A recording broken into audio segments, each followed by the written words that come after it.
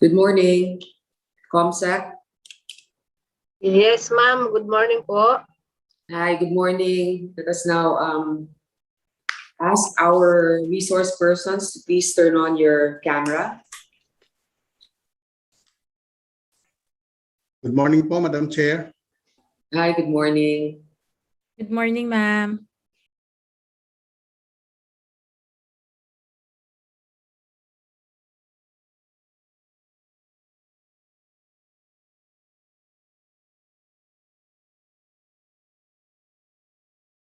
Is now called to order. The Movie and Television Review and Classification Board, the Optical Media Board, the Cagayan Economic Zone Authority, and the Zamboanga City Special Economic Zone Authority. I would also like to acknowledge the presence, our online presence of Senator Nancy Binay. Let's see who else are online. Good morning, Madam Chairwoman. Hi, Sen Nancy. Thank you. Okay. Before we call on each of the agencies, may I ask the Secretary to read for the record the agency representatives who will present their budget for the committee consideration. Comsec? Yes, ma'am. Good morning.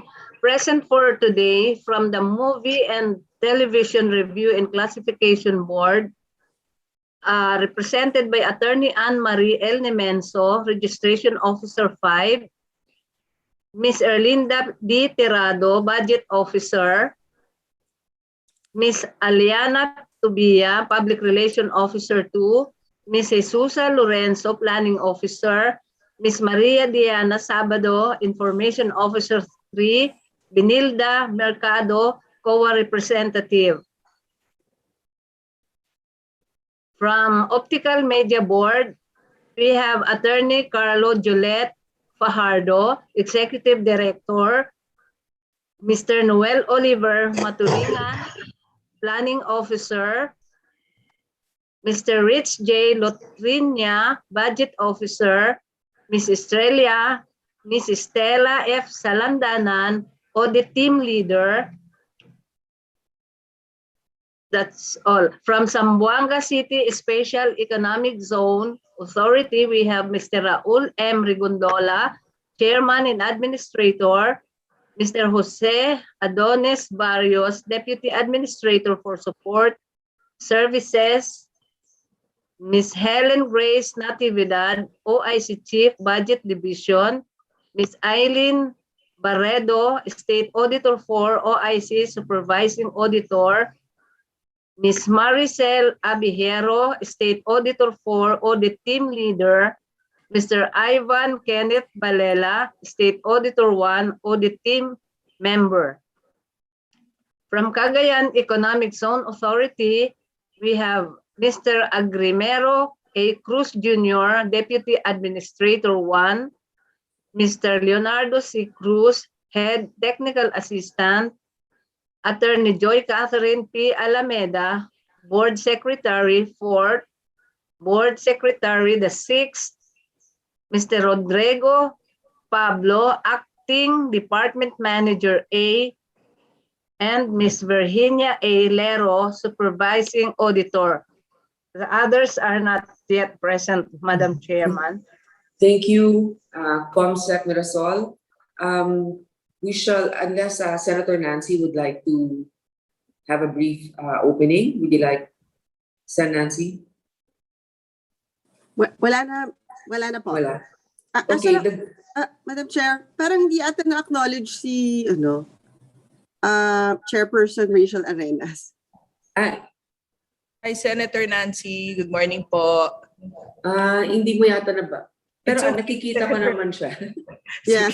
Because I think yung name niya dun sa screen is different. I think yun yung na-acknowledge. Oo nga, no? Bakit? Oo, nakalagay Mary Ann Nemenso, si Attorney Nemenso. Miss, Well, okay, but it's your visual. So anyway, the goal of this hearing is to be able to thrash out the budget that you proposed for this coming year. Let's do it in the most efficient and expeditious way. So make your presentations short. I'm not fond of very long hearings. So let's begin now with the presentation of MTRCB so we can address our questions after your presentation. Who will do the presentation? Oh, Diane. Okay.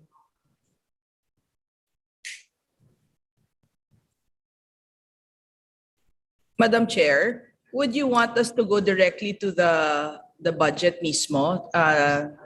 Or do you want us to go through our mission and vision?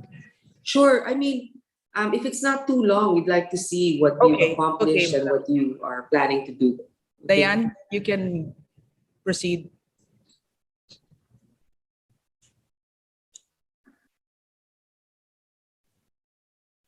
Diane?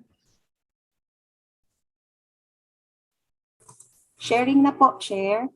Okay, go ahead. You can go ahead, and Attorney Ann, would you want to present the budget, Attorney Ann? Hi, good morning, everyone. We are pleased to present to you the budget for proposal of MTRCB for 2022. The mission vision of MTRCB are as follows: to develop globally competitive movie and television industry, to foster age-appropriate and audience-sensitive media and entertainment as indispensable means for moral recovery and nation building. For the public, we want to empower the viewers to be more discerning. For the film and TV industry, to be enabling and effective partner of the industry towards self-regulation. For the workplace, continuous development of the workforce in order to provide better services to our stakeholders. Next. For our mandate, we promote the value-based yet globally competitive media and entertainment culture. We also empower Filipino families, particularly parents, that the family members are able to evaluate and intelligently choose media and entertainment content, to promote and protect the family, the youth, the disabled, and other vulnerable sectors of society in the context of media and entertainment.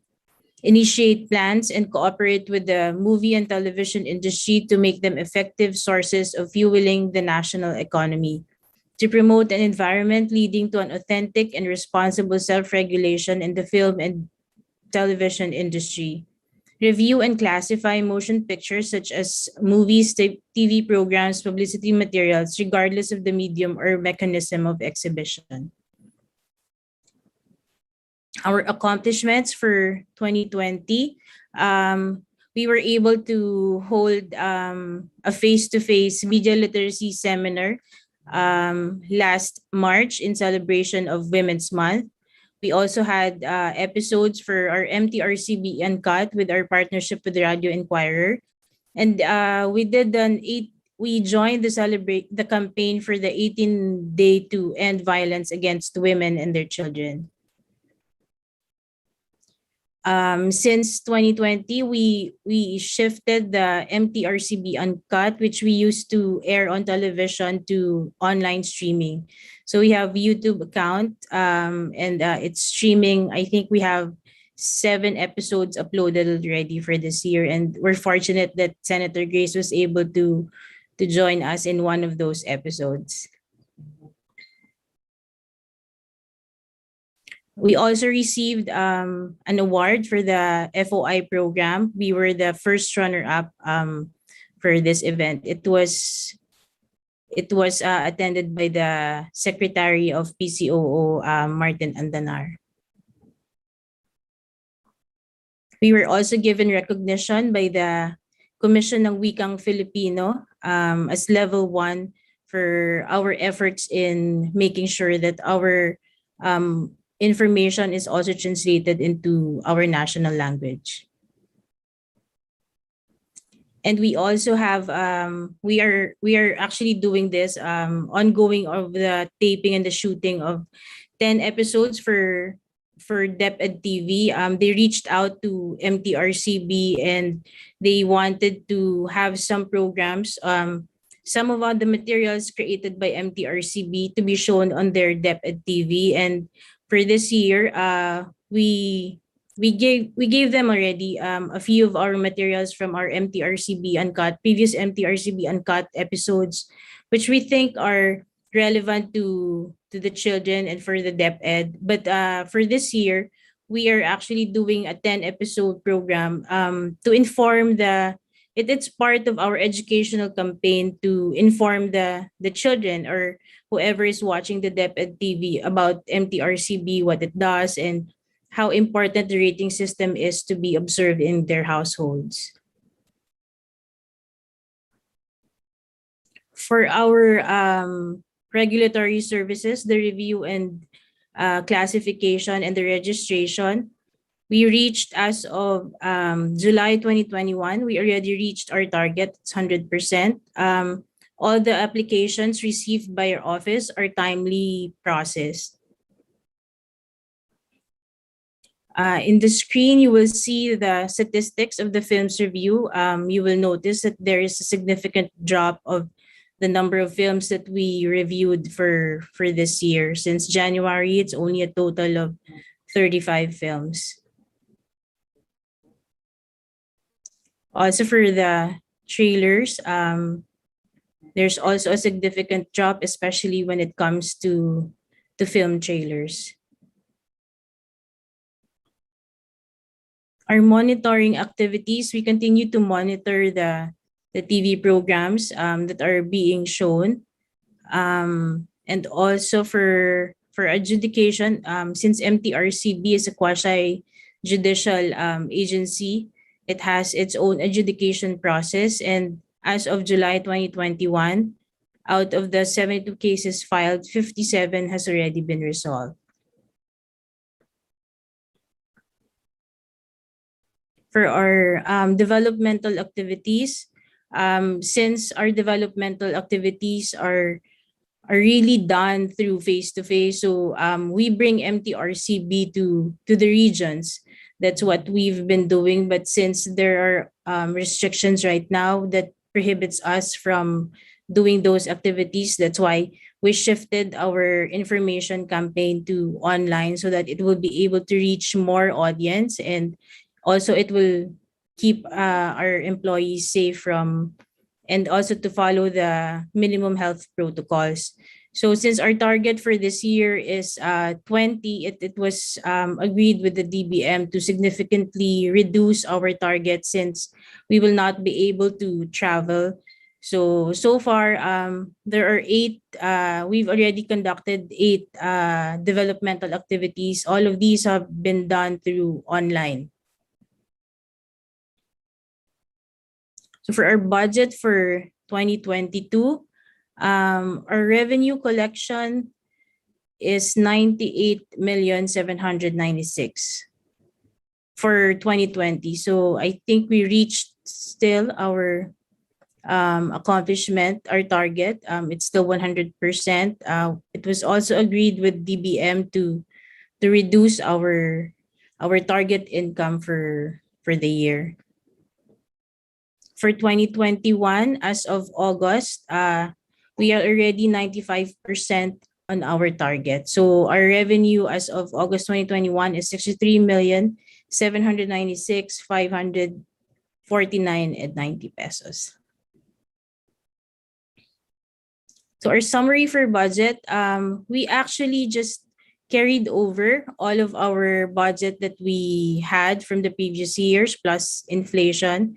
But our additional request, committee members, is that for our 11,947,000 capital outlay, these will cover the equipment that will be purchased in strengthening our IT infrastructure.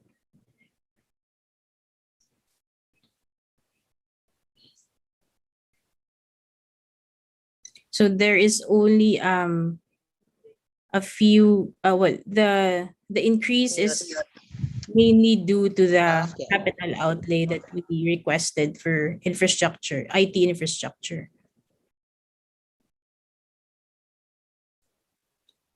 That's it. Okay, thank you, Attorney Ann. That is a very good presentation. Wow, all the information that we wanted is there. You have a very solid team. I commend all of you for Thank you. reaching your 63 million in revenue already. Yes, ma'am. Despite the lack of, despite actually not having that many films now being reviewed. So how are you able to reach this target? Is it because there are more content for television? Yes, yes, Senator. The TV review continues since there is also the digital terrestrial. Although we do charge them a very minimal review fee, but it's still ongoing. So the TV is flourishing. It keeps the industry alive po. Very good. So how many, you said that you only reviewed like 35 films. Is that correct? For 2021, yes, Senator. Normally at this time, how many will you have reviewed? Our average for films is around 200 to 300 per year. That's a Grabe, no? yes po. Ang laki ng binaba po. Ang laki. And you said you're asking for an additional, on top of what you asked for last year, an additional 11 million. Is that what you said? Yes, Senator. Yes, And Senator. this is for IT infrastructure, which I fully support. Okay, but explain to me how it will take your IT infrastructure to the next level. What are you trying to accomplish? Since 2017, we've already transitioned from our manual application to online. So we've been doing that. We're trying to perfect the system still. But what's the significant additional to our digital transaction right now is our online payment. So just last week, we were able to sign the MOA with DBP, with BTR, and Paymaya. So we're bringing MTRCB to that era already. So aside from our online payment, we're also we're purchasing actually an equipment for the monitoring. It's a digital monitoring it's all algorithm, and it's too techy for me to really explain. But there is No. I see the gist. And, Yeah, and there's it's excellent. You have online payment already, online applications. That's what we're trying to achieve for all government agencies. Ang galing talaga. I'm so proud of this agency talaga. Okay, palaging very proactive. I'm glad, Madam Chair, that you've kept that up. The tradition of being a pioneer in so many things, the MTRCB. Thank you. And then it's also quite impressive that out of 70 plus cases that was filed for adjudication, we resolved 57. So, ibig sabihin, walang mga nakatenga dyan ng mga cases. I'm glad para mas mabilis. So, having heard all of these, and also with your very reasonable proposal, Sen. Nancy, I have no other questions. How about Madam you, ma'am? Chairperson, isang tanong lang. I would just like to know ano yung vaccination rate ng MTRCB? We are fully vaccinated. All of our employees are 98% are vaccinated. We actually arranged with the LGU also. We first did a survey among them kasi nung una, medyo hesitant naman talaga magpa-vaccine yung mga employees for many reasons. So we had a survey, and then we had a sort of a seminar sa kanila with medical experts to explain to them yung kahalagahan ng vaccine, ano yung mga agam-agam nila, masagot yung mga agam nila. So far 98% of our employees are vaccinated, Madam Senator. Okay, congratulations. Senator, thank you. Impressive, di ba? Iba-iba to. Maliit lang ang MTRCB, pero ibang impact yan. Magagaling yung team na yan. But I wonder kung alam niyo yung sa industry itself, yung mga sa ano ba yun? Yung mga movie houses, are they starting to vaccinate their people? Would you know, or wala kayong ganung data? Wala kaming ganung data, Senator, pero pag may mga nakakausap kami, yung kanilang sariling kumpanya ang nag-encourage sa kanila at nag-arrange para sa kanila ma-vaccinate. So, okay. And then siguro Chair Rachel, moving forward, di ba katulad ng nabanggit, ang laki ng binaba no movies natin. May naririnig ba kayo from the industry if they're starting to make movies? Maybe for next year, or may ganun ba kayong parang ano ba yan? Good news in the future for the industry? During my last meeting, Madam Senator, sa MMFF, the committee was encouraging na, kasi dati, nung last year, yung MMFF was online. So talagang ang laki ng baba ng revenue. So parang sinasabi ng committee na now they really want the MMFF films to come out in the movie houses. So ang tanong naman ng iba doon, so paano natin mapipigilan yung mga gusto din maglabas online? So that's what we're trying to address. Pero ang gusto talaga ng mga members ng MMFF committee is to really bring out those movies back to the movie houses, especially it's December na.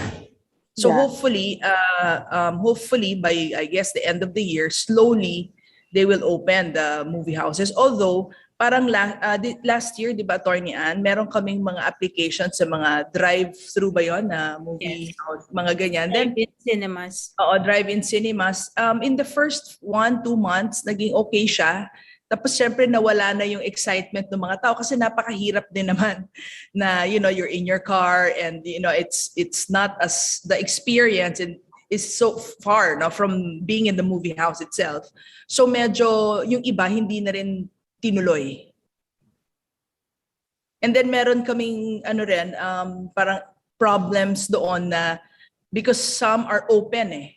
So yung baka may nagbi-video outside nung pinapalabas and then baka may mga bata na nakakapanood ng hindi dapat outside the area, so mga ganon. So but then hopefully naman we are also advocating that slowly basta tama yung protocol sila, because according to Ms. Caparas, tama, attorney, di ba, na they also bought like equipments to clean the movie houses. So ang laki rin daw po ng invest nila, hoping that last year mabuksan na nila yung mga cinemas, so yung mga fogging machine nila, yung mga kung ano-ano pang other equipments to address the new protocols. But then hindi pa rin nabubuksan in spite of them buying those equipments. And I understand naman why. But hopefully, sana pag nandiyan na yung MMFF films at ready na, sana yun ang maging bukang ng mga movie houses, Madam Senator.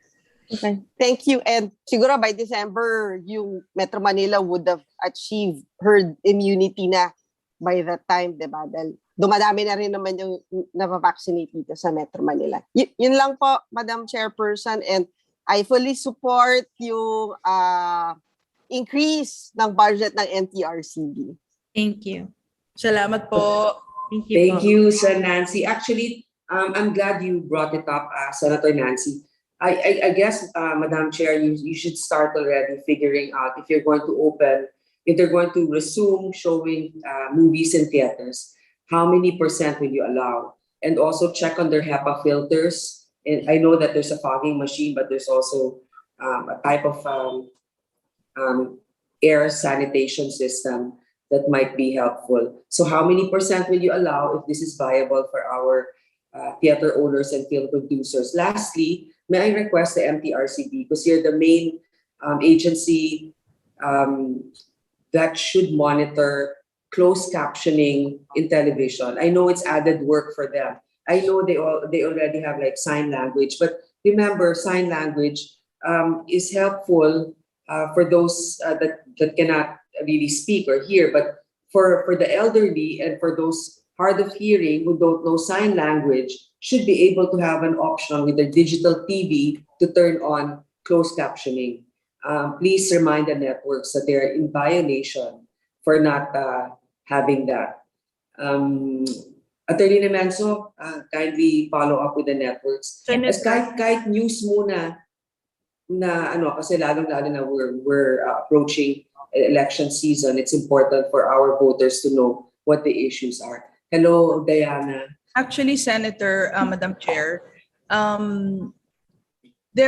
we're waiting for some information also, kasi not all, there's a certain type of TV that can show those closed captioning.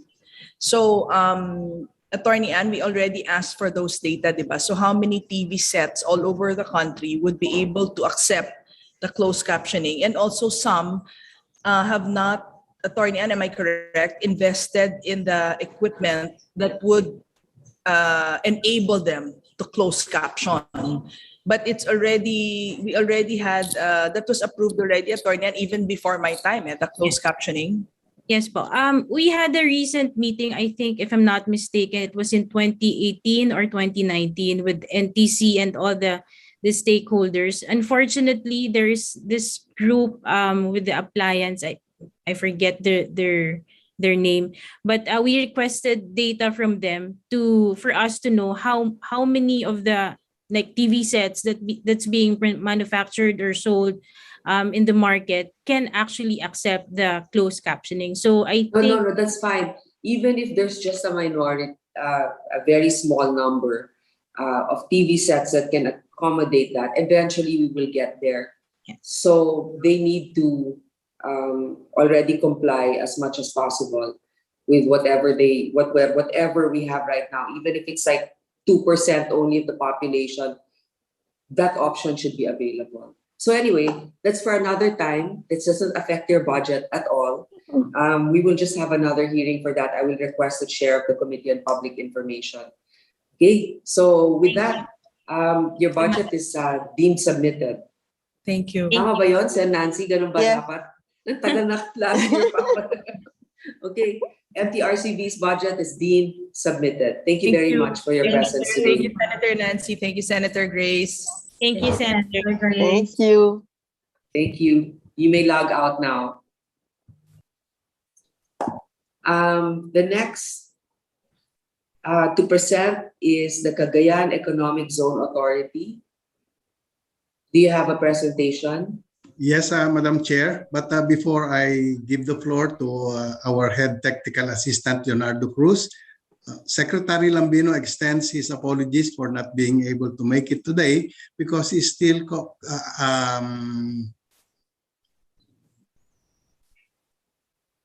cooperating with the effects of COVID-19. He is now confined in a hospital in Dagupan City. Oh my, please send him our prayers that he recovers quickly. Yes, ma'am. Makakarating po. Okay. And Mr. Cruz, what is your position? I'm sorry, in CESA? I am now the Deputy Administrator for Operations, Madam Chair. Okay. Senator Nancy, are you okay with them to present already? Yes, yeah. Okay. Please proceed. HTI Cruz, please proceed. Thank you, DA Cruz. Madam, a pleasant morning, Madam Chair, Senator Grace Po, and Senator Binay of the Senate Committee on Finance, Subcommittee K. The brief outline of our presentation to the committee includes the following. Will be a brief presentation about Cagayan Economic Zone Authority. Next slide, Mr. Roth.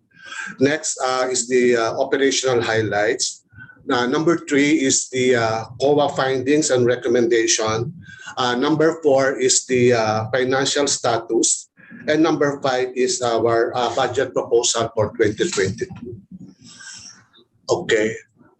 Based on the Public Act 7922, which created the Cagayan Special Economic Zone and Freeport, it is located in the northeastern part of Luzon, comprising around 54,000 hectares, and it practically covers the whole municipality of Santa Ana, including the islands of Puga, Barit, and Mabag, all located in the municipality of Apari in Cagayan. Okay. Our CESA's vision, as you may see in the screen, by 2023, Cagayan Special Economic Zone and Freeport is the most competitive fintech ecosystem in the Asia-Pacific region, thereby spurring inclusive economic growth in Northern Luzon. While our vision is CESA shall improve the quality of life of the people in and near the Cagayan Special Economic Zone and Freeport by attracting productive foreign and local investments. Next slide, please. Okay. The Strategic Development Plan of Cagayan Economic Zone Authority is represented through building a home of economic development within the Cagayan Special Economic Zone and Freeport. In laying the groundwork for achieving our goals, our vision and mission, it aims to have the following developmental principles. One, adequate infrastructure and facilities, which represents the beam as shown in the slide. Next is the good governance and accountability, which represent the 5 pillars. And 3, our socioeconomic and cultural development and environment for business innovation and revenue generation, which represent yung strong foundations with in this slide. Our development plan is strategically aligned with the 25-year term vision of the Philippines, particularly the ambition natin 2040 and the medium-term Philippine Development Plan or the MTPDP from 2017 to 2022. The realization of our vision and mission, as well as the effectiveness of our operational activities are buoyed by the 3 major systems that will improve the services of CESA to the general public. This includes yung aming implementation ng aming quality management system. Pangalawa dito yung advocate namin para sa gender and development. And lastly, yung aming implementation ng ease of doing business. For the 2021 CESA Operation Trust and Plan, it is previous slide, please. It is spearheaded by the leader, our very own administrator and CEO, Secretary Raul L. Lambino, who steered the organization through this pandemic period. A leader who was able to support, approve, and implement flexible plans through the CESA 4MAX recovery plan. Yung aming 4MAX recovery plan from the 2020 to 2022 includes the following. Ito po yung maximizing revenue generating strategies. Pangalawa po dito yung maximizing cost-cutting measures.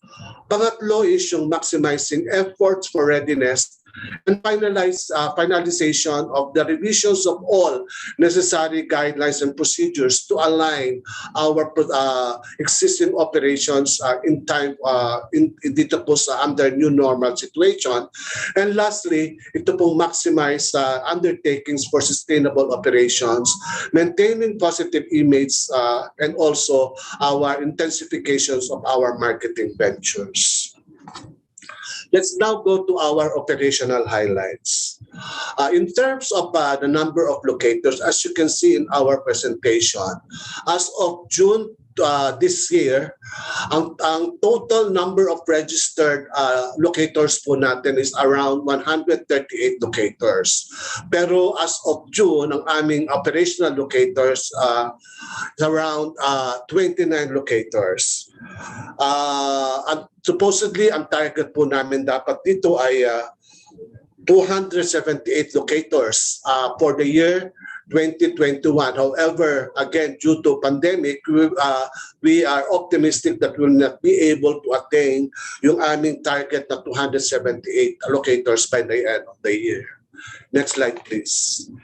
In terms of employment, as of June this year, our total number of employment generated is around 2,626, both local and foreign.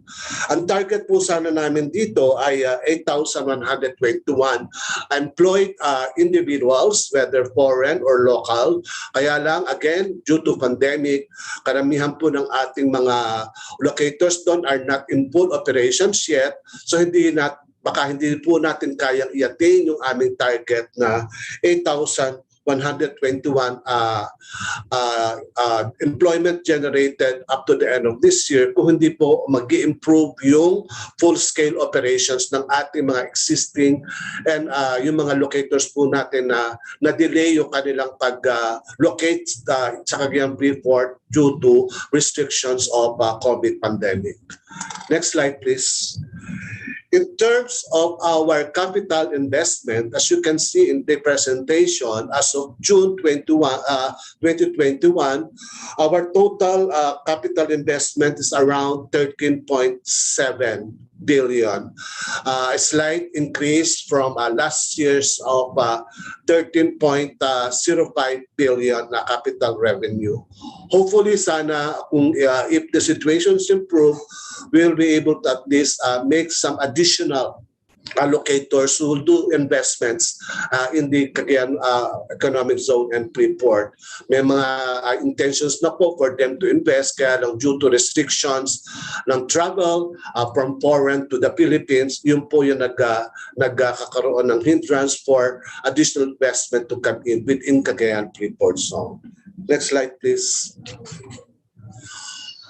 Doon naman po sa aming mga CESA infrastructure project, as we reported in the previous hearing last year po, mayroon po tayong around 16 na CESA infrastructure projects. As of August 31, 2021, we are happy to inform the Senate Committee on Finance na meron na po tayo ditong 6 na natapos. Yung 6 po na natapos dito includes yung ating San Vicente Causeway and Wharf. Improve po natin yung ating pier and wharf doon sa area na yan. Completed na rin po yung ating additional road and bridge dito po sa ating Port Irene. Kasama po doon sa ating mga na-complete na project, ito pong construction ng Port Irene Archway, CESA Port Facility Security Office, yung ating CESA to Gigara one-story storage building and covered parking, at saka ito pong ating construction of CESA Visitor Center. So sa ating po 16 na ongoing infrastructure or completed infrastructure projects, 3 po dito ang national government funded at yung the rest po ay yung 13 ay lahat po ito ay corporate operating budget po na CESA ang ginamit po natin, ang finance po natin for the construction. Again, I repeat, we already completed 6 and 10 po sa ating mga infrastructure listed in our presentation are still ongoing, and hopefully yung 6 po, yung 4 po dito na still ongoing will be completed before the end of the year. Aside from our CESA infrastructure projects, meron po tayo ditong 7 na ongoing Master Development Plan and Feasibility Studies. Bakit po nag-undergo ang CESA to come up with Master Development Plan and Feasibility Studies so that we'll be able to have a blueprint or document that will be presented to our prospective locators and also dito po sa ating national government, which requires a ready project for implementation.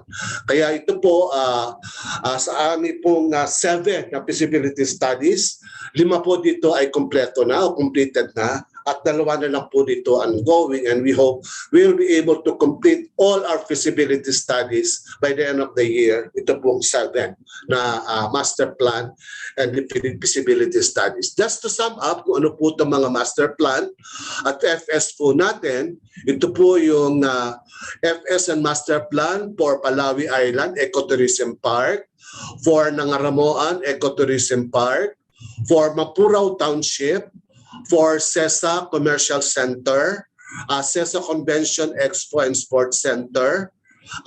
Ito pong ating master plan and feasibility study for the 20 kilometers CESA Coastal Boulevard.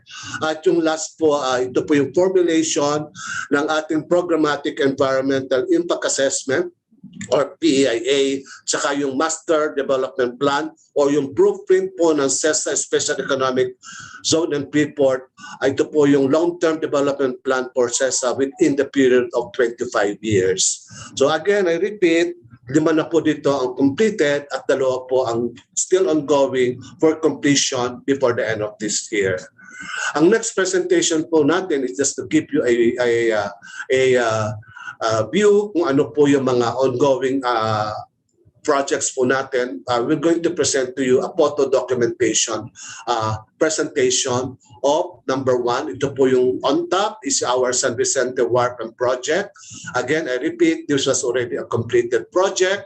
Number 2, ito po mga warehouse and warehouse offices project po natin within Port Irene. And all of this will be completed before the end of the year. Next slide, please. This is our commercial center located within CESA Business District. This is a 3-floor commercial center, and our own corporate center building also located within the CESA Business District, which is a 3-hectare facility area within the Barangay Centro. And hopefully, all these two made very important landmark within the Central Business District will be completed before the end of the year. Next slide, please. Ito po yung mga additional projects. Ito po Port Irene, additional road and bridge. As mentioned kanina, this was already completed. Ongoing po yung ating retrofitting and rehabilitations of Port Irene. Almost 100% complete na rin po yung ating seawall project doon po sa CESA Commercial Center. Next slide, please. Ito po yung site, 3-hectare site development na ginagawa po natin ngayon.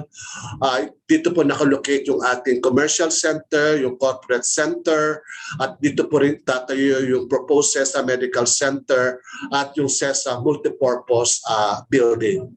Dito po sa area na yan.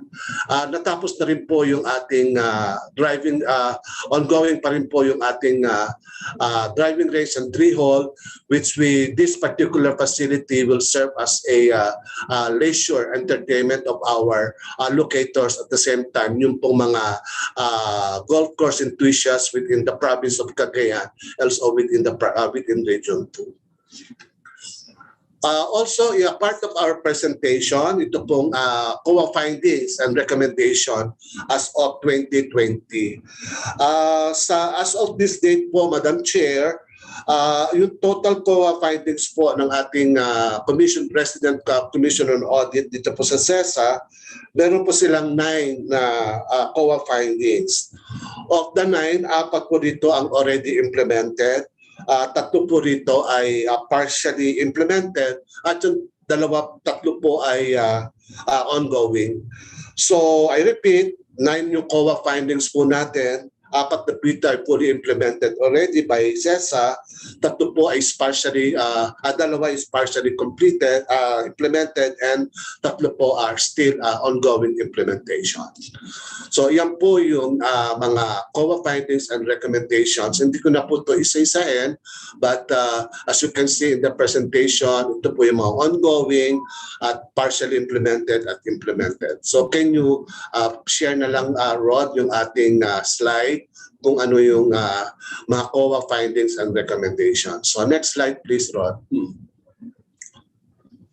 Okay, so financial status naman, Madam Chair, we would like to inform the committee that the total asset of CESA for 2020 is around 7.04 billion. Next, previous slide pala, Rod. Previous slide, Rod. Okay. Dito po sa ating financial status with regards to income statement, for our operating revenue for 2020, as you can see in the slide, 252 million po ang aming actual operating revenues. Pero makikita nyo po doon sa ating pinakamababang presentation. As you can see, net loss po kami for 2020 ng around 66.164. And as of 2021, ang aming estimated net loss is around 53.47. Bakit po? Again, due to COVID-19 pandemic. So naapektan po talaga yung operations ng aming mga existing locators, particularly yung aming pong online gaming ay nag-slow down ng operation, nag-stop po yung ating land-based casino operation, yung ating mga hotel and resort facilities po doon ay nag-slow down din, and other locators generally slow down their operations last year, kaya nag-result po ito ng negative impact on the bottom line figure of our organization. On the financial position, again, I'd like to repeat that our total asset for 2020 is around 7.04 billion. The national government equity contribution as of August 2021, 5.914 billion, or about 29.37% of this is our authorized capital contribution. So yan po yung aming statement of financial condition. With regards to sa remittance po natin ng aming annual dividends, from 2006 to 2020, the total dividends remitted to the national government is around 971.79 million pesos. With regards to our budget proposal, as you can see in our presentation, from the total national government equity and subsidy of 2.583 billion, yan po yung aming proposal sana with regard to our request under our national government equity subsidy. However, based on certain priorities imposed by the Department of Budget and Management for next year, they only recommended 228.84 million na budget po namin under our national government equity and subsidy. So ito po ay same level nung in-approve po ng DBM, which is already part of the 2020 National Expenditure Program, which is also the same, 228.844 million. So ito pong 228.844 million, ito po yung aming nire-request na budget for the Committee on Finance to endorse for approval for 2021. Okay, that ends our presentation po, Madam Chair, and thank you very much. Thank you for your presentation, sir. Senator Nancy, would you like to start, or? Okay lang. Sige, I can ask Madam Chairperson. Hindi, Sige, tatanong sige. ko lang dun Go. sa ilan ho ba yung empleyado nyo na foreigner tsaka ilan yung local? Madam Chair, nasa almost 2,000 po yung foreigners na aming na-employ. Actually, yung kung aming mga locators employed is almost 2,000 foreign workers. And most of these workers are, well, technical people supporting primarily the gaming facilities of the Cagayan Economic Zone. The rest are local hires na nakapasa rin po doon sa mga pamantayan ng mga locators natin. So, ilan ho yung Filipinos? Rod, can you fill on that? Exact numbers? DA, can I answer that? Sure. Okay, doon sa ating pong total employment generated for as of June this year, yung total is around 2,200 plus. Okay, wait lang. Hindi, 2,626. 2,626. Ang foreigner po dito is around 2,000. 923 foreigners, and the balance of that are local, domestic po. Okay. Pero when you say na ito yung na-generate nyo, it does not mean na ito lang yung population nyo ng mga empleyado sa CESA. Tama po ba? So what is the total jobs in CESA? Kasi dun sa ang pagkaintindi ko kasi dun sa presentation niya, employment generation. So parang, I think for this year, you created 2,626 jobs. Tama po ba? Tama po. Dito sa 2,620, ito po yung Yeah. actual number of employees employed po. So hindi ito new jobs that was created in 2021. Hindi po, that is parang sabihin natin yung total number of Employees. employees na So na-employed. ibig sabihin, from 2016, when you were able to raise 15,330 jobs, ngayong 2021, 2,000 na lang ang natitira? Yeah, maybe Yes po. Let's go ahead. Manong Nards, can I Yes, just okay. explain? Way back, Madam Senator, way back 2016, we have more than 200 locators.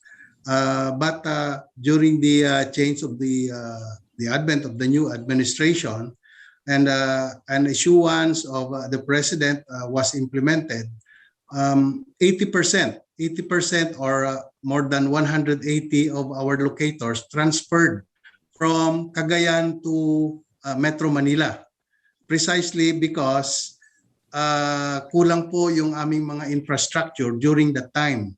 And the president wanted all locators registered in the Cagayan Economic Zone to be physically located in Santa Ana, which lacks the most basic infrastructure, among which is the supply of electricity and of course the internet. And from there, nawalan po kami ng mga locators. Bumaba po talaga from a high of 15,000 during that time. Sa ngayon po ay nasa 2,600.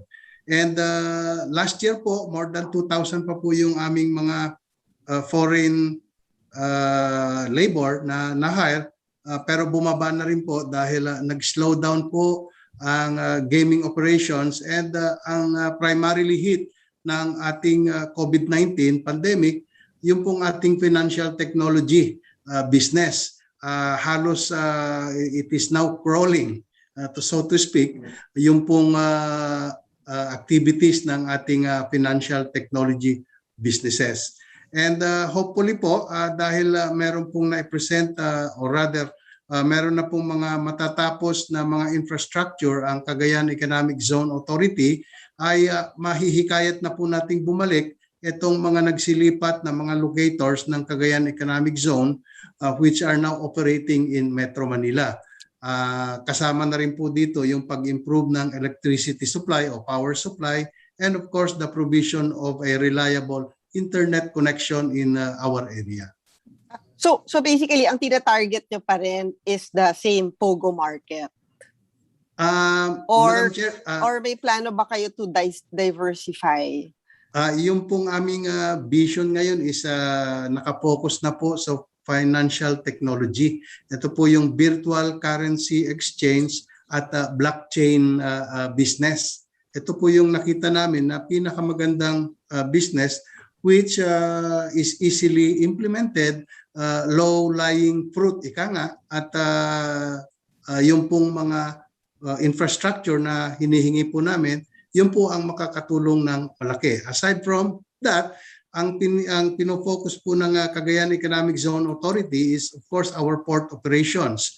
As we all know that Santa Ana or Cagayan is napakaganda po ng location and sa business po ng transshipment, sa business po ng port operations ay location po ang hinahanap ng ating mga investors. And aside from that po, Madam Senator, yung pong port sa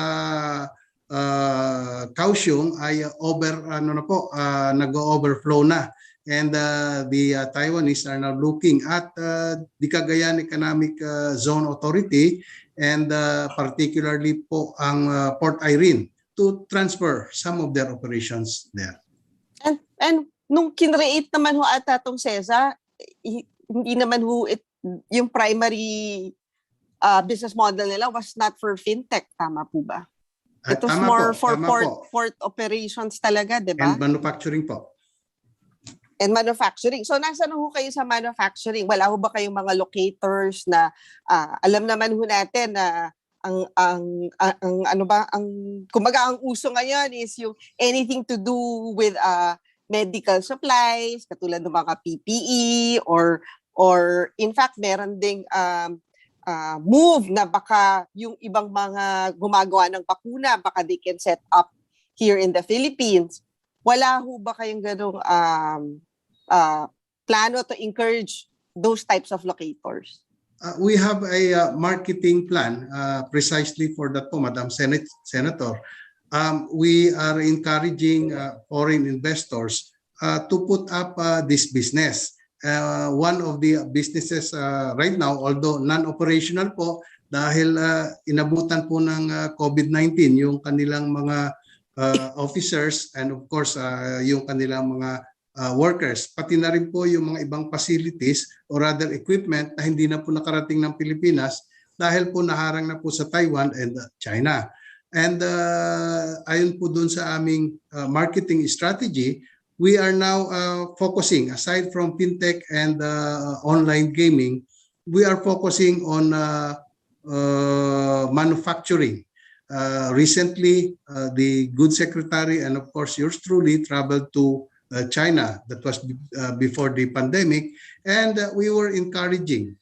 We met with several Chinese investors to transfer some of their operations, particularly on automotive and electronic industry, to the Cagayan Economic Zone Authority, which is, well, as I've said before, ay napakaganda po ng location insofar as its proximity to the economic powerhouse that is Japan, Korea, South Korea, Taiwan, of course China, and other countries which are very near Cagayan. Okay. Siguro for Madam Chairperson, for my last question, out of the 2,626, ilan na ho dyan yung vaccinated? Nards, can you fill me on that? But as of the moment, the organic personnel of the Cagayan Economic Zone here in Mandaluyong, we are 99% vaccinated. Sa Cagayan po ay a little lower than 50%, as with the percentage na rin po ng probinsya, kasi po hindi po maraming masyado ang bakuna. Yeah. Opo. But rest assured po, meron po tayong effort in coordination with the Provincial Health Unit and the Rural Health Unit of Santa Ana to facilitate the inoculation of these employees of our locators. Okay. So sa mga how many out of the 2,626, ilan ho yung bakunado dyan? Manong Nards? Can you tell me on that? Yes, thank you, D.A. Cruz. Madam Senator, well, as of today, we don't have yet the exact number of employees of our locators who are already vaccinated, but we could get the information if that is required. However, our locators all our locators have vaccination plan already. They're just waiting for the supply of the available vaccine, who will be, kasi yung available vaccine is subject to clearance of the IATF in the region and also the Department of Health. They're still waiting for the actual approval from the IATF region and DOH on the available vaccines that will be available to them. In fact, they already requested sought the assistance of CESA so that some of their employees who are not yet vaccinated ay mabigyan ng allocation through the allocations given by IATF and DOH through the local government unit. So we already incorporated that part of the vaccination plan of the local government unit in the absence of a readily supplied vaccine as requested by individual locators from their mother unit.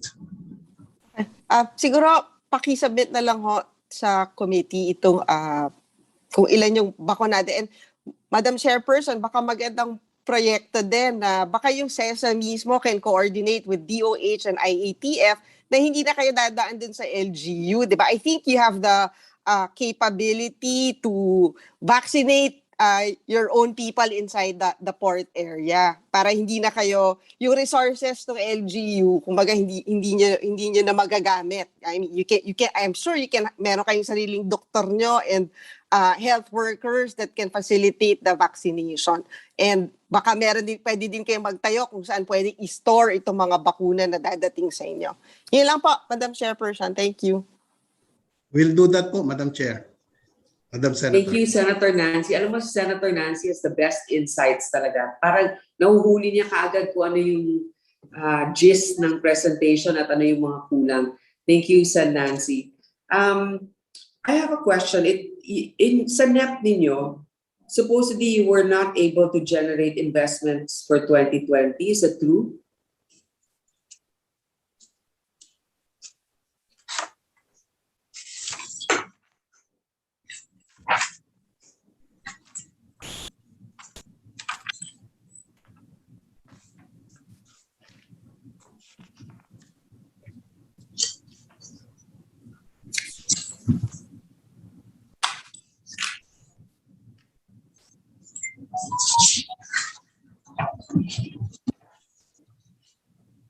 Yes, ma'am. Very minimal po ang increase ng mga capital investments. Precisely because epekto na rin po ng COVID-19 pandemic, most of the foreign investors, some of them cannot even travel back to the Philippines to see the initial investments. Actually po, marami pong mga nakapending. Ginagawa pa lang po yung factories nila pero hindi na po makarating yung mga officers nila, hindi na rin po makarating yung mga equipment. Hindi, pero we understand na meron talagang standstill in business. Pero kung meron naman kayong mga manufacturing doon o kung may mga POGO operations, kahit papano wala kayong kinita doon? Meron naman pong kinita. Yan po, Madam Chair, maliit na lamang po yung aming kinikita dahil nag-slow down po lahat ng negosyo, ng business activities. The hardly hit business is the financial technology, which is now crawling, so to speak. Gumagapang na lang po at dahilan pong bumaba rin po ang business activity insofar as virtual currency and blockchain is concerned, nadadamay na rin po ang Cagayan Economic Zone Authority insofar as these businesses are concerned. Yeah, pero maraming ang nag-switch to online. So, how much were you actually able to earn last year?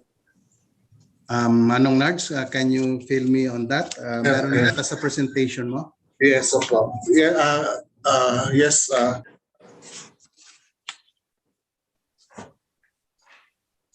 I think your mic is off, Mr. Last year po, for fiscal year 2020, as mentioned po sa presentation kanina, yung aming total capital investment was 13.05 billion. So ngayon po as of June, 13.7 billion. So meron po tayong slight increase. So despite of this capital investment namin sa 2020 and also for the first semester of 2021, because of the nag-slow down po yung mga operations and yung revenue generations po natin at hindi naman po continuing po yung ating paggamit ng ating personal services at kahit na cost-cutting measures din po tayo under our maintenance operating expenses and continuing po yung ating capital investment on infrastructure, hindi po talaga natin masustain yung maging positive yung operations natin for 2022. Sir, simple lang po yung question ko. Kung ang capital na nilabas nyo ay X amount, okay? Granted, you weren't able to recoup that capital, but you still have a source of income. Doon sa mga nagre-rent, yung mga ibang nagdi-lease doon sa zones ninyo, magkano yung natanggap ninyong payment? Okay. Dito po sa revenues. With regards to our revenues, for operating revenue po, for 2020 po, Madam Chair, Yes. Our total revenues is 254.78 million pesos po. This Yan lang. Okay, how about in 2021 so far? 2021 po, as of August 2021, 129.7 million po. Wow, talaga. So, bale, labas lang tayo ng labas ng pera, pero actually kulang talaga yung kinikita natin. Ano? We have to Opo. really diversify now. According to the report, CESA has uncollected receivables amounting to 148 million pesos. So, sino ba may mga utang sa inyo at ba't hindi niyo makolekta ito?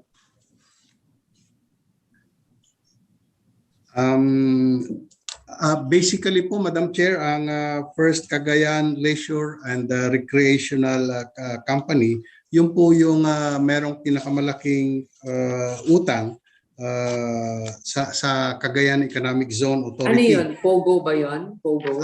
Yes, ma'am. Yes, ma'am. Sinong Among may-ari others, pati resort operations po, Madam Chair. Ano yun? Cagayan? Can you tell me Cagayan? First Cagayan Leisure and Recreational Company. Who owns it? FCLRC. FCLRC po, Madam Chair. They paid as of August 15, they paid more than 30% or in the amount of 49.57 million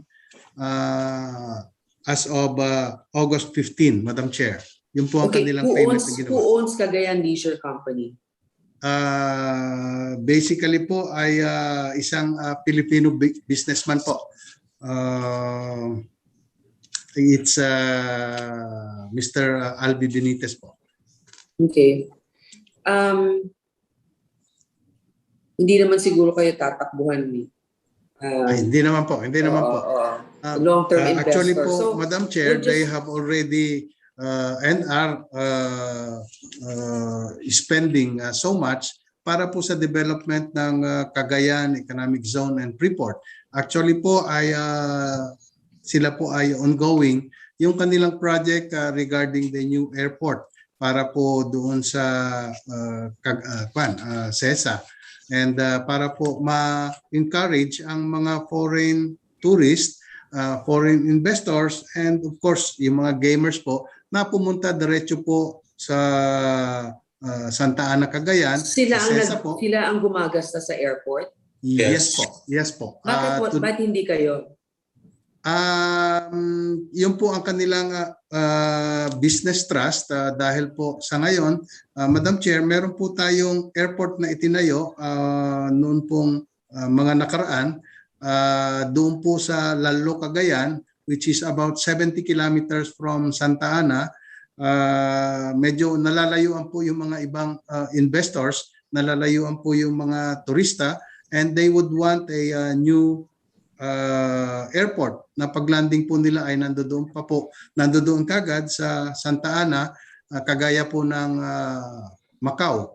For example, ay nandoon yung airport nasa loob na rin po ng city. Bakit mag-ooperate ba kayo ng casino within CESA? Nasa charter po, Madam Chair, yung pwede po kami mag-operate. Pero wala pa. Meron po, actually po, meron pong nag-open na dalawa. Ngayon po, isa na lang po yung nag-ooperate at very minimal lang po ang kanilang operation. Dahil Paano ngayon? Open ba yon considering we have all of these community restrictions? Open ang casino ninyo doon? Well, sad to say po, talagang hindi po gumagana. Kasi po, ang kinikater lang po natin are tourists, foreign tourists. Yung pong regular flight or the chartered flight lang po from Macau to Lalo, Cagayan ay tumigil na rin po ever since the implementation of the quarantine. So, okay. Halos wala na po kami Bibilisan ko lang talaga. po kasi marami pa tayong iti-take up. Opo.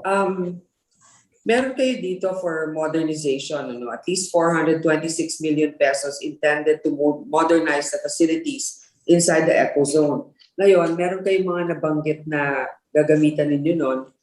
Magagawa ba ninyo yun kahit na pandemic ngayon? Madam Chair, actually po talagang binibilisan na po natin yung pagpatapos nito, particularly yung pong sa Port Irene, dahil yung po ang ating negosyo ngayon at source of income na gumagana ng more than 50% of its capacity. And hopefully po pagka natapos na po lahat ito, yung pong mga warehouses, yung pong refurbishing ng Port Irene ay mas lalo pong lalaki ang capacity so that we can cater to transshipment, we can cater to manufacturing dahil po nagmamadali rin po yung ibang manufacturing businesses na matapos kaagad ang Port Irene. So we really need po yung mga improvement, mga infra projects doon po sa loob ng economic zone. And aside from that, yung pong hinihingi po namin na dredging, yung pong Port Irene po ay apektado rin po ng siltation kasi so that yung mga barko po na malaking barko na sana ay makakapasok, hindi po makapasok dahil po yung clearance, yung depth po ng Port Irene ay medyo mababa na po. Okay. Nabanggit niyo yung mga blockchain technology, fintech, ecosystem na kayo daw you endeavor to be the most competitive fintech ecosystem in the Asia-Pacific region. Kamusta naman yung ninyo, telecommunication system? Yan po ay continuously ini-improve po natin. Yun pong isang internet provider, yung LR data po na nakabase sa Santa Ana, Cagayan, nagkipag-tie up na po sa Converge internet at para po mapalakas at magkaroon po ng reliable internet connection. Ilan ang average speed ng internet ninyo doon? Ilang Mbps ngayon? Manong Nards, do you have the data ng average speed natin ng internet? I have to check. No, I have to check now. Okay, I'll give you in 1 minute. I'll get the information. Okay, thank you. While you're checking on that, let me ask kung 135 ang registered locators ninyo, pero in 2020, tama ba na 20 lang ang operational? Yes, Madam Chair. Grabe, 30 lang in the entire CESA? Yes po.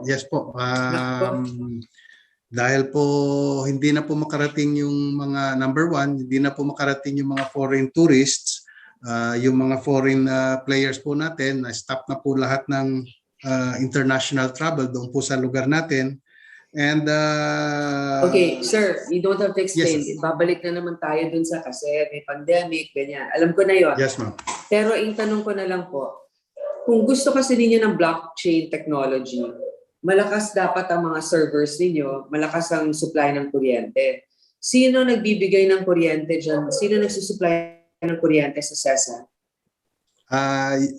Ang distributor po natin ay yung local cooperative. Ang kuryente po ay kinukuha sa national grid. Kamusta naman ang kuryente ninyo? Consistent ba o nagpa-brownout kayo palagi? Reliable naman po. Bihira naman po magkaroon ng fluctuations ng power. Of course, ang problema lang po talaga, Madam Chair, is medyo mataas po ang aming rate doon. Mas mataas kaysa sa regular rate, lalo na compared with Metro Manila. Nasa 11 po kami, 11 pesos. Grabe ha?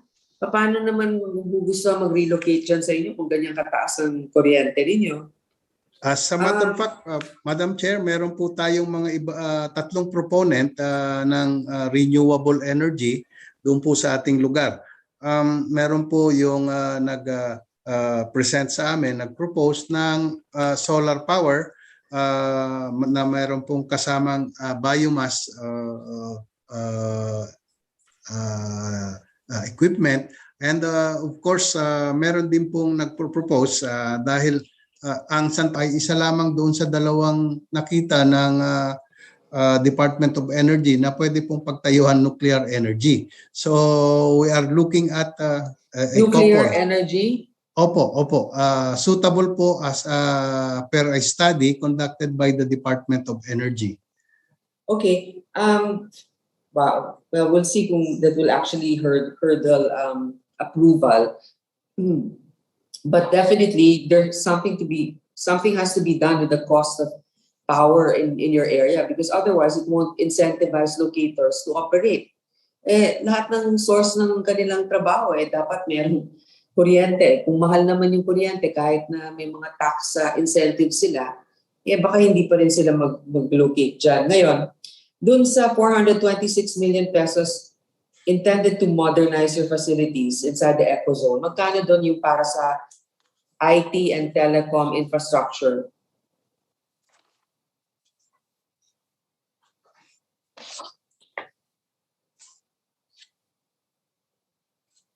Actually po, yung para sa information technology and of course the energy sector, yun po ay in-offer natin sa mga investors, Madam Chair. Actually po, yung provision ng internet doon po sa lugar was given to LR Data, na siya naman po nagpo-provide ngayon. And as I've said earlier, nakipag-counterpart na po sila sa Converge Electronics para po mas maging... So in short, dun sa 426 million, hindi pa kasama dun yung IT infrastructure? Wala pa po, Madam Chair.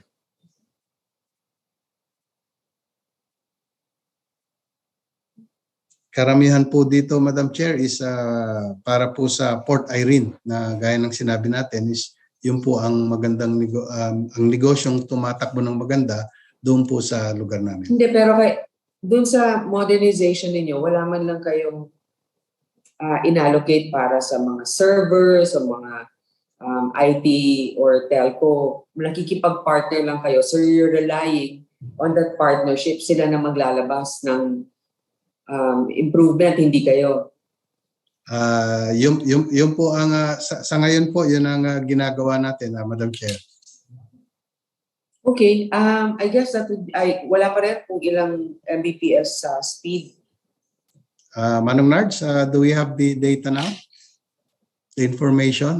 Yes, Madam Chair, just to answer yung aming pong magkano po yung allocation namin for sa information system plan, yung digital infrastructure po natin within the next 5 years. Meron po kaming nakabudget na 120 million. For this year and next year, ang amin pong budget na using our corporate operating budget is estimated around 40 million to improve further our digital infrastructure within Cagayan Port Zone. Yung with regards to your question po kanina a while ago, yung speed po ng internet natin sa Cagayan as of now is 5 gigabytes po. 5 Yes po, Madam Chair. gigabytes. How does that translate to Mbps? Sorry kasi hindi din ako techy, but... Madam Chair, that's equivalent to 5,000 Mbps po. Ay, posible. Tama? Yung sa buong mundo nga yung pinakamataas nasa 200 something Mbps lang 5,000? That's... Based on po data na provide sa amin ng aming service provider, yan po yung kayang i-provide nila sa lahat ng mga locators natin, whether existing or mag-i-invest po sa Santa Ana. Sino po yung provider ninyo? Is it Sino po yung provider ng internet po ng LR Data po, yung nabanggit po ni D.A. Cruz. LR Data. Opo. LR Data. Okay. I want LR Data to submit to our office the average speed test. Ilang Mbps ha? Yun yung gamitin ninyong gauge. Hindi gigabyte o basta Mbps. Kasi I can compare it. It's easier for me to have an idea. I will study Kasi ganito, meron kayong, sinabi niyo na nag-lay off kayo ng maraming empleyado, di ba? Yung mga locators. mga locators po namin. Yung mga locators, hindi kayo. Okay. Meron din kayong mga empleyado na 222 outsourced personnel. Ano to? Mga job order ba to? Yung po 238 po these are contract of service personnel. Hindi naman mga ghost employees yan. Hindi po, Madam Chair. Okay. Sige po.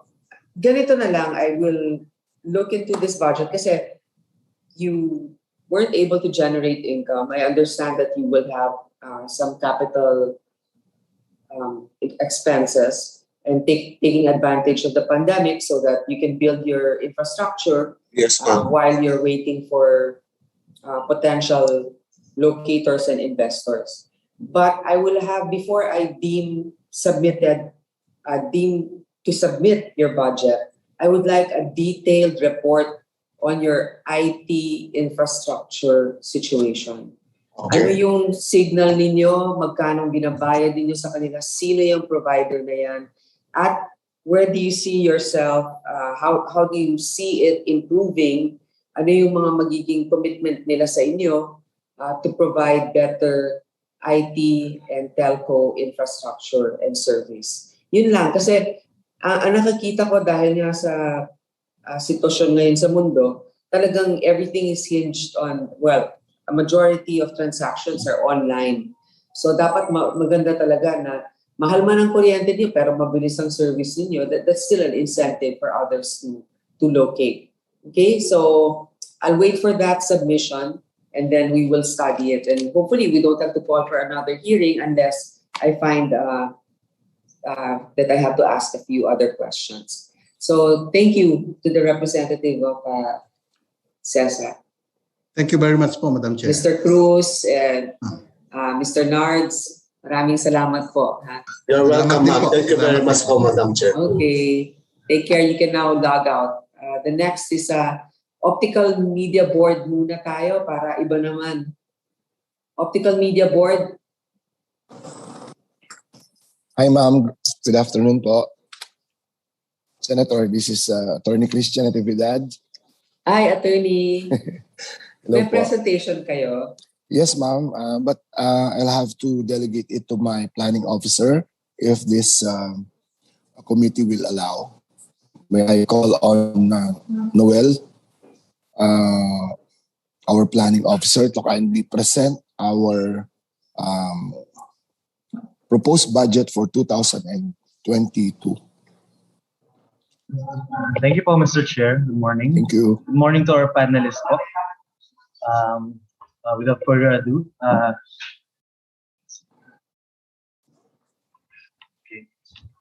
the Optical Media Board was created pursuant to Republic Act 9239 in 2003.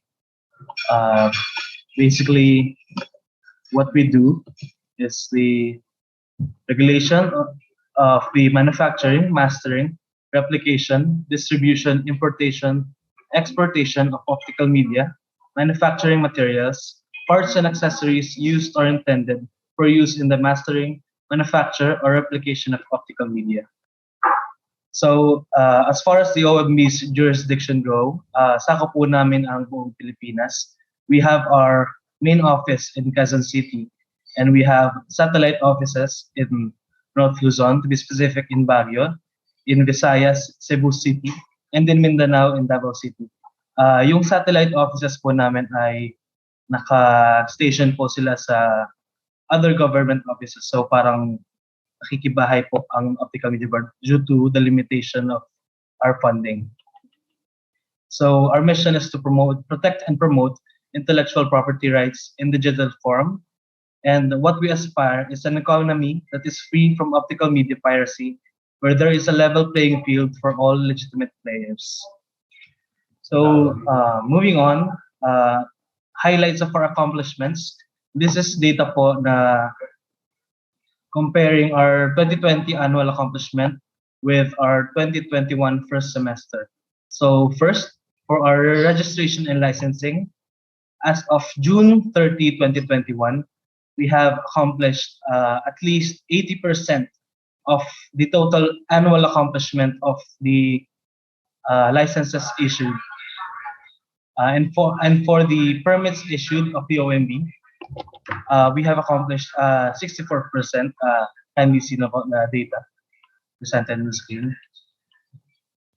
Up next, for our enforcement arm, the OMB has accomplished, as of June 30, 2021, 602 number of inspection orders served to optical media establishments. This is in comparison with the 2020 annual data of 1,200. We can attribute the loss of number of inspection orders served maybe to the limitations of our community quarantines and the closure of business and establishments due to the global health crisis.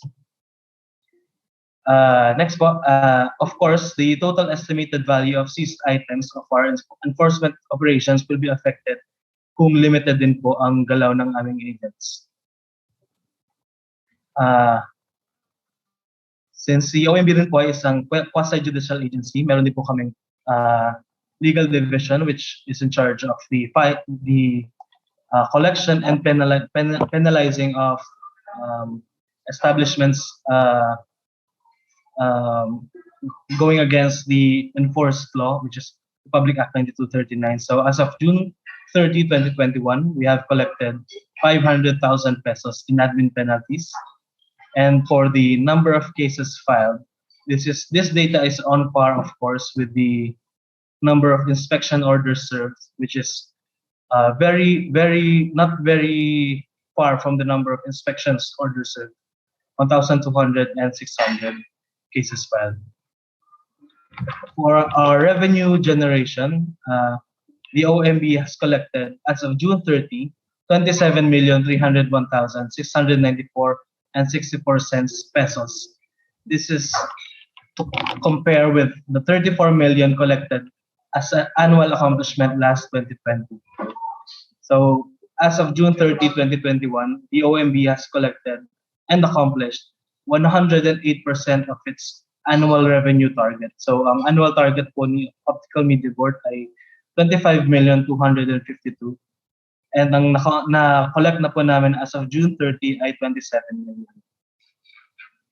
So for the budget utilization po, comparing 2020 and 2021, for year 2020, we were given a total of 68 million, which we have utilized at least 92%, a very good, substantial amount po na-utilize the agency. And for the 2021, we were given a funding of 70,135,000. And as of June 30, 2021, ang nagamit na po namin ay 46% of the total budget for the year. So the proposed funding of the Optical Media Board for the following year, 2022, is the 76 million. The only additional provision that we have asked for is the 3.5 million for the provision of two units of vehicles for replacement of the obsolete ones we have in the office. So we also proposed for 200,000 for a new audiovisual presentation that we would supposedly have created next year for our information campaigns, but to no avail, it was not approved by the DBM. So there we have it, Madam Senators. Thank you for your presentation. I have a question. How do you actually gain revenue? Where do you get your income from? Hello, ma'am. Primarily, our collections comes from the permits and licenses issued by the agency. Import permits, certifications, licenses. So those are the main sources of revenues or fees that are being collected by the OMB. Okay, but your revenue target, you've exceeded it. Congratulations, Thank you, ma'am. 108%. So that's about 27 million as you showing your screen. Ang galing, at least yung pinag-uusapan natin, ipa-flash agad. Congrats. Apo. Pero yung ginagasta ng government sa inyo, far exceeds your income, di ba? Parang yung proposed budget ninyo, 76 million. So, but your income is obviously lower than that. So this is still being subsidized by the government. Yes, ma'am. Actually, that's the predicament that we're trying to resolve, considering that the target income that's laid down by the DBM is as such. So I myself is seeing that way na bakit parang may discrepancy. Much better that we exceed the expenses being given to us by the government to operate the agency. So sa ngayon, ma'am, ay nakita naman namin yung drastic change ng pagtaas naman nung mga collections po natin. Ma'am, sorry for my voice because I was exposed to COVID patient. Kaya medyo garagal ako magsalita. Opo. Hala, pero iklian na natin to. Ma'am. Sige. So yun, ma'am. So tinatry po namin talaga, actually, ma'am, yung dating 14 requirements to secure the licenses. Republic Day, Independence Day. Nice. So ako uli, ma'am, ang inyong host uli pagka dumating sa punto na yun.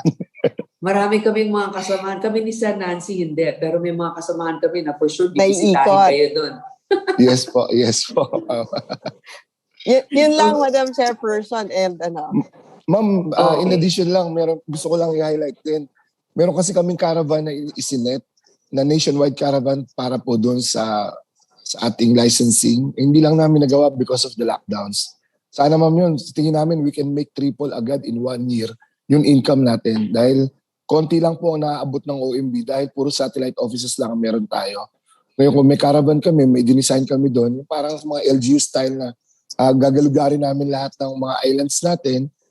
Lalaki po yan, lalaki yung income ng OMB.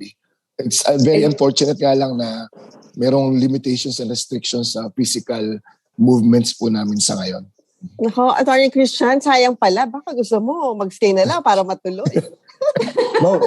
Ma'am, ako maghahanda ng tanghalian at saka hapunan nyo. Pag nasa Bulacan kayo, walang mag-aasikaso sa inyo doon. Alam mo, attorney, i-check mo na rin, baka pwedeng online. Ginagawa din yan ng MTRCB ngayon eh. So yung ma'am, meron na po tayo. Meron na rin. Apo. Yes, kaso ma'am, bago lang, nung maupo lang po ako dito, nung pa lang namin na-iset. So meron pa rin mga glitches, ma'am, di namin maiwasan. So hindi pa namin na perfect ng gusto, pero hopefully, ay magtutuloy-tuloy na po yun. Pero the outcomes are very positive naman po.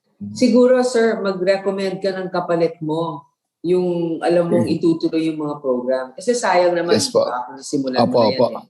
Opo. Thank you, ma'am. Thank you, guys. Okay, you can log out now. Send Grace and Nancy. Thank you. See you po. Thank you. Good luck. Thank you. Opo, Thank bye.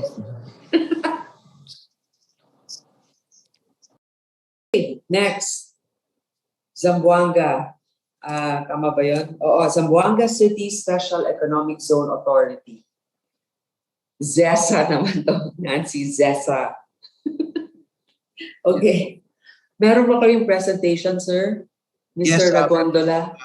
Yes, Regondola. Ang ganda ng apelido niyo po. Regondola. Regondola. Regondola. Okay. Yes. Sir, do you have a short presentation? Yes, madam. Go ahead. You have the floor, sir. Yes, good morning po, Ate Senator Grace po and other members of the Senate. No? Thank you for this opportunity given to Zamboanga City Special Economic Zone Authority to present to you our budget proposal. So I will call our Department Manager for Finance to present our proposal. Go ahead.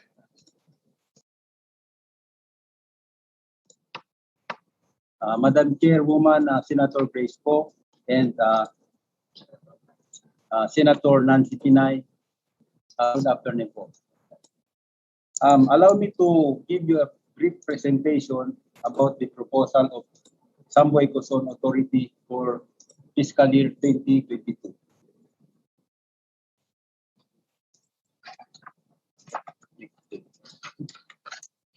Well, we were created by virtue of Republic Act 7903. And our mandate is to generate investment opportunities and employment for the inclusive growth, economic growth of Zamboanga Peninsula.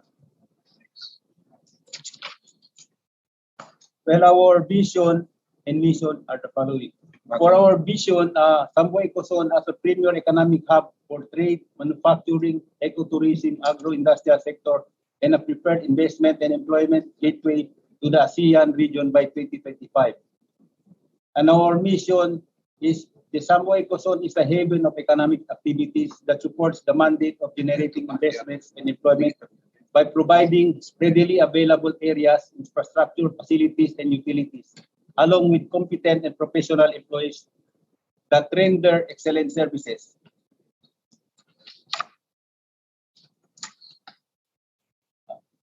Zamboanga Ecozone has 3 development sites. We have the first industrial park, the second industrial park, and the highlands.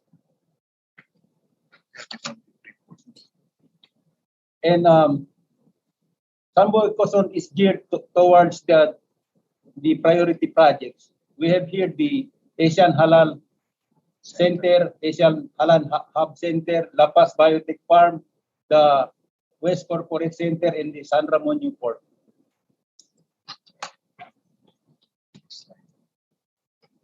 Now, for the West Corporate Center, it is a call center for Spanish, Arabic, and English, an IT BPO, medical transcription, and others, and also a Philippine offshore gaming operator. And also, we have also the regional offices for businesses and service providers and other food outlets. And for the Asian Halal Center, this is a 100-hectare halal processing area for manufacturing and for the establishment of cold storage facility, poultry raising plant, and processing of halal feeds and meat processing, product processing.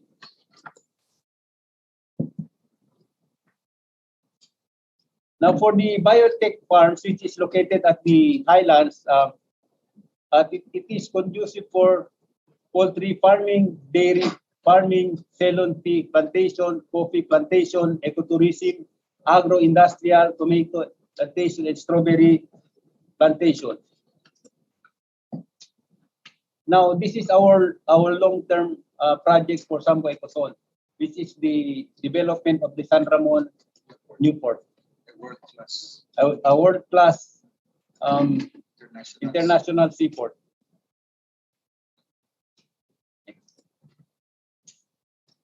Now, for the highlights of our accomplishments, in 2016, we have only 32 locators, and for the year 2020, we reached up to 81 locators, despite of the pandemic. And for the actual locators, as of June 2021, we have reached at around 85 locators, most of which are trading companies. And for the employment generation, for 2020, we reached at around 998 direct employment. And for as of June 2021, our actual employment is around 826. But hopefully, before the year ends, it will, because of the incoming new locators, this will reach up to 1,000 plus employment. And for the actual investment, despite of the pandemic, from 2.6 billion rather, for the actual investment, we reached, for as of June, we have reached the 2.764 billion pesos of actual investment. Now, among the locators, the biggest contributor for our investment is the manufacturing. Biggest one. Yes, sir. Biggest is administrative and support services, which is 25%. Most of the locators are service providers. However, the 11% of the total number of locators that is into manufacturing, and the companies under the manufacturing industry contribute the highest amount of actual investments. And we have here the top 5 biggest locators. We have the C-Champ Export Corporation, the CTK Rubber Corporation, San Miguel Foods, Prime Water Infrastructure, and the Philippine Union Canning Company.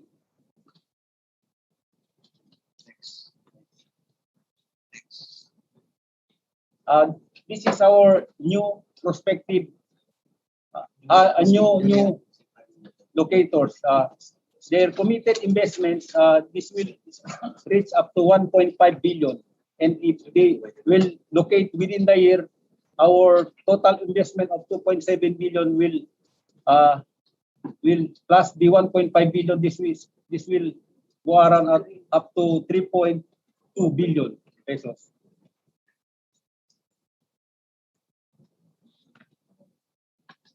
Now for our export performance, as you have noticed, in 2019, we reached at a peak of 20.3 million US dollars of exports. But in 2020, due to the pandemic, we were on, there is a decrease of around 45% of the export. However, in 2021, as of August, we already reached the amount of 11.6 million US dollars of export. And hopefully, by the end of the year, we can reach or surpass the 20.3 billion of 2019.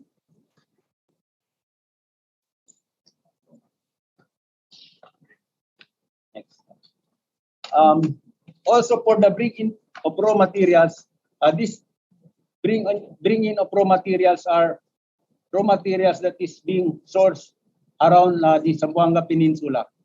So from 1.7 to 2020, there is a decrease of 1.4 billion pesos of raw materials. This is being processed by our exporter. So for 2021, because of the pandemic, their raw materials that is being processed is only around 259 million as of July. Now, for our financial performance, this is the highlights of our financial performance. As you can see, from 2017 to 2020, there is an increase of our income. However, in 2019, our income increased of about 11 million, and in 2020 it is only around 2.7 million because in 2019 we have accrued the receivables from other locators and from the contracts that we've entered into between Samselco and Zamboanga Ecozone. That is around 4 million plus. So there is an improvement based on our financial on our statement of financial performance. Now for our balance sheet, our net worth is around 1.3 billion pesos. The national government contribution from 1998 to 2021 is only around 1.4 billion pesos. That is for a span of around 23 years. And only for the past 5 years, we have incurred income. So that's why we were able to decrease our previous losses. And hopefully for the next 5 years, we can erase our previous losses, and at the same time we can contribute dividends to the national government. Now, for our budget proposal for 2022, we propose a budget of around 1.7 billion pesos. This includes the proposed seaport, but the net that was recommended by DBM is only around 298,450,000. And the 298,450,000, this is just like a reenacted budget of last year. But for information also of this committee, in 2020, as a contribution to the national government because of the Bayanihan 1 Act, the Ecozone has given an amount of 208 million of equity for its contribution, and out of those more than 300 plus million, the amount that was given to Ecozone is only around 144 million. So malaki ang naging contribution din ng Ecozone sa national government dahil sa pandemic.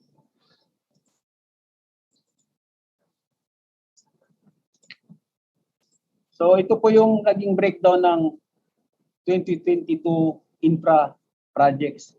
So kung mapapansin nyo, most of which are yung mga basic utilities lang sa facilities. Basic utilities and facilities for Zamboanga Ecozone. And ang pinakamalaki is yung construction of SMEs at the second industrial park worth 209 million. So this is around 12 to 15 units of SMBs. And for our road projects, 4.5,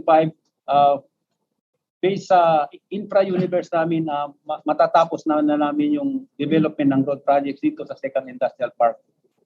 And ito yung total interest project for 2022, 253,389,000.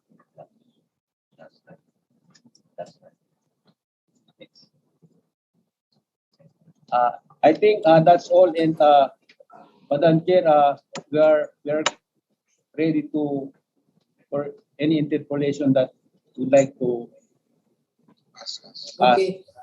Thank you for your presentation. I actually appreciate it. It's good to know that you have agricultural industries located in your area.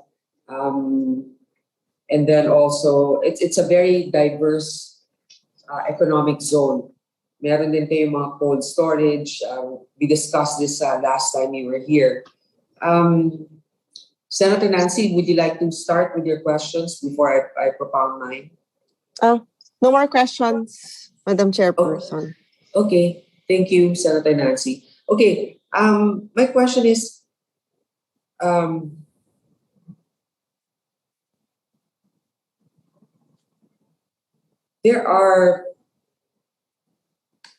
the budget that you requested was 1.7 billion from the DBM, but you were only given 298.45 million pesos. May we know what projects you were wanting to have with the 1.7 billion pesos? That is for the San Ramonio Port project, Your Honor. Yung Ano bang kailangan daw? Magagawa kayo ng bagong port o i-upgrade? Actually po, yung San Ramonio Port project natin nasa ICC Technical Board level na for their approval. Medyo natagalan, no? For the past 2 years, nagkaroon ng problema ngayon sa pandemic. Nagkaroon lang kami ng opportunity to be with the ICC Technical Board 2 beses lang. Once in 2020 at saka once dito 2021. So marami po silang hiningi na mga requirements sa amin. And then ang gusto pa nga nila is to revise yung feasibility study namin to include yung COVID-19 pandemic, no? Gusto nila i-ikwan yan sa feasibility study which we are we have a talking point with our consultants with contract variation. So we will be incurring a total of almost 40 million na naman for that contract variation. So, but nevertheless, pag natapos po yung contract variations na ito, we will go back to NEDA and we will ask for their approval. No? So it's a 10.8 billion project. International seaport kasi yan, transshipment port. Hindi na po yung mga route ng shipping lines natin, hindi na po sila dadaan o pupunta pa sa Cagayan de Oro sa PBDEC. Dito na po sa San Ramon, sa Zamboanga City Special Economic Zone Authority na i-embark yung mga o disembark yung mga transshipment nila, no. It will be a game changer for Ecozone and the whole Zamboanga Peninsula pag meron na tayong international port dito. Actually, yung present port natin po congested na masyado, and then masikip pa yung daan. So, yung mga canning factories na nandito just adjacent to our special economic zone, so they are really asking for the approval of the San Ramon Port project para at least hindi na sila they will no longer use yung PBDEC sa Cagayan de Oro. So dito na lang adjacent na lang yung mga raw materials that they will be importing coming from other countries. That seems very promising. Kamusta naman yung cold storage facilities ninyo? Actually po, we are asking, may request nga yung SOPIL sa DAR na to provide the cold storage facilities dito at saka slaughterhouse. So hindi pa sila nag-reply. So wala kayong cold storage facility ngayon? Actually po, yung for SMBs, yung standard manufacturing building, since wala pa pong take care yon. So because of the pandemic and the clamor ng Zamboanga City LGU natin na kailangan nila ng isolation facilities, and in answer to the bayanihan ng president, no. So we lent muna yung apat na standard manufacturing building for a temporary isolation facilities for the city. So okay. Sir, the last time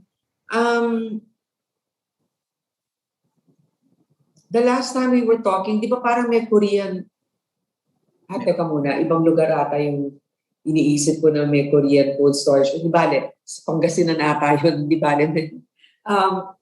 Okay. Merong COA noted various inaccuracies, no? In your book, such as salaries and wages of your employees, as well as in your journal entry and disbursement. It was noted that in the previous COA report, why are there lapses in record keeping?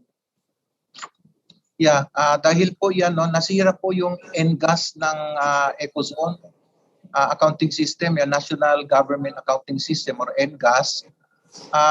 Bumalik po kami sa manual kasi hindi pa maayos-ayos yung NGAS, no. Kaya nga nagkaroon kami ng disclaimer yung 2019 last year yung 2019 because nasira nga yung NGAS. So ano po ang ginawa namin is to go back to manual recording. Ano yung sinasabi niyong nasira? Yung NGAS, yung National Government Accounting System po provided by yes, so nasira po yun. Gaano katagal? So, hanggang ngayon po inaayos pa. Ano ba naman yan? Yes. So manual? So manual, yes. Sino bang in charge na mag-ayos nun?